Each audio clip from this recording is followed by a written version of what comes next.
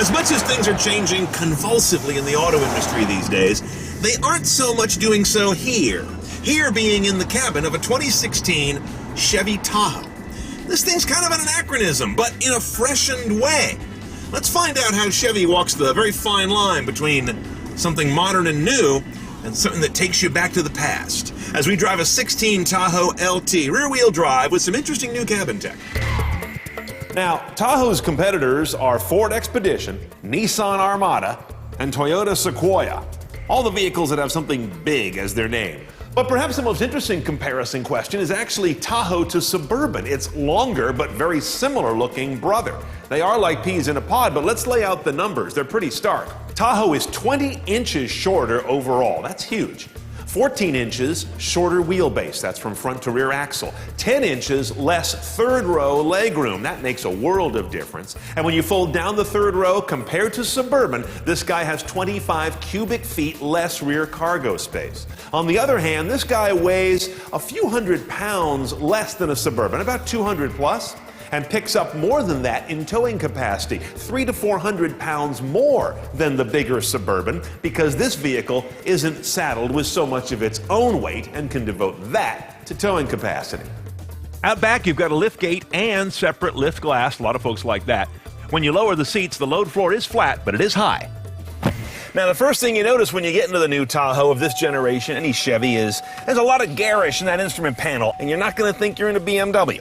Now, when you head over here to the Chevy MyLink system, the interface looks very similar like you've seen before. The response is really good. I mean, this thing moves fast now. We've got Android Auto and Apple CarPlay. I'm showing you Android Auto right now. That's what music looks like, your calling interface, your turn-by-turn navigation, all very clean and consistent. If a supported phone is not connected, you end up with the cryptic projection icon. That's new, but all that means is AA or CP can be there instead. It does not, you techies who want this, mean it has mirror link, just FYI. Now notice what's missing here. Stare at it for a second.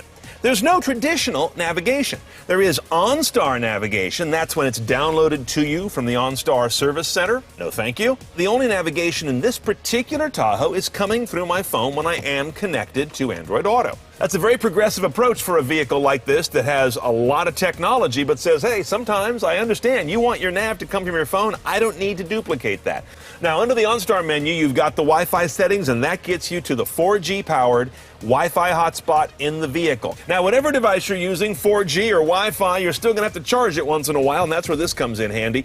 A very slick, integrated charging pad, part of an option package, by the way, and it's compatible with both the PMA, or Power Mat standard, as well as the Qi charging standard. Now, I can't test it because I have neither on my phone, probably like you. And even if I did have a compatible phone, it looks like I might need a smaller one. Now, drive controls in this guy are a good old standard column shifter up here. You do have paddles on the wheel, but they have nothing to do with the powertrain. These paddles on the right back here, these are for volume up and down. The paddles on the left are for next selection, next preset or next track. Last thing I want to call out while we're in the cabin is a really good sounding satellite radio rig. You never hear me say that. Satellite radio sounds like crap.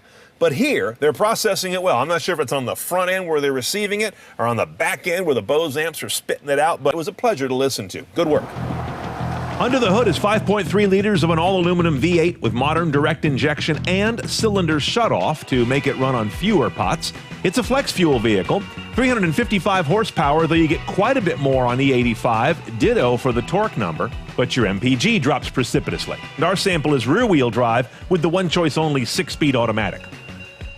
Okay, we're on the road, and I swear when I was looking at buying one of these back in '92, it drove exactly like this one does. It's got a slightly disconnected overall driving feel.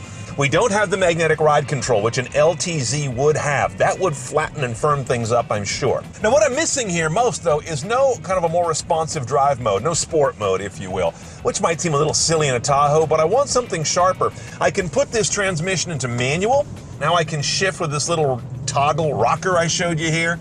Not very sporting, as you can imagine. There's a certain kind of ride that a body-on-frame vehicle has that no other vehicle is going to replicate. If you've not driven one, you got to do it to know what I'm talking about. Let's talk about some of the driver assist technologies. I can turn on or turn off my lane keep.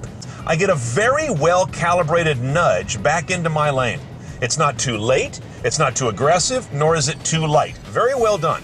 We've also got variable distance forward collision warning, which I wasn't able to trigger. It's kind of a tricky thing to do in real traffic, but I'll take their word for it. Blind spot indicators in the mirror, that's an option, by the way, part of a package. And finally, new on this generation of Tahoe is electrically assisted power steering as opposed to hydraulic. In something that drives like this, you can't really tell much of a difference. It's mostly a fuel-saving thing to take some parasitic load off the engine. I'll tell you, a couple of folks have walked up to me and said, you know, I'm glad the Tahoe is still a Tahoe. There's something about this vehicle that's a touchstone in American automotive culture, and it still is what it was. Okay, Tahoe's not a cheap date, but you get a lot of vehicle here. 53 grand for an LT. This is the middle trim. One of the first options you might want to add is navigation for a paltry $495 because it just is that one module on top of that existing Chevy MyLink. I want a sunroof for $995. I also want an option hidden way down low on the configuration, a Borla catback exhaust. Hell yeah, sign me up for that for $1,300. It's a dealer install, but I like it. And the only package I'm taking is called Luxury. $3,100 for keyless entry, heated second row, that nifty charging pad, park assist sensors, and blind spot tech. All in about $59 and change for a well-trimmed midline Tahoe LT that is maybe not a cheap vehicle, carries a lot of stuff even though it's not a Suburban. Handsome, clean urban lines now, and there's something comforting about the fact that a Tahoe will always be a Tahoe. More cars driven CNET style. Standing by now at cnetoncars.com. Click on the road.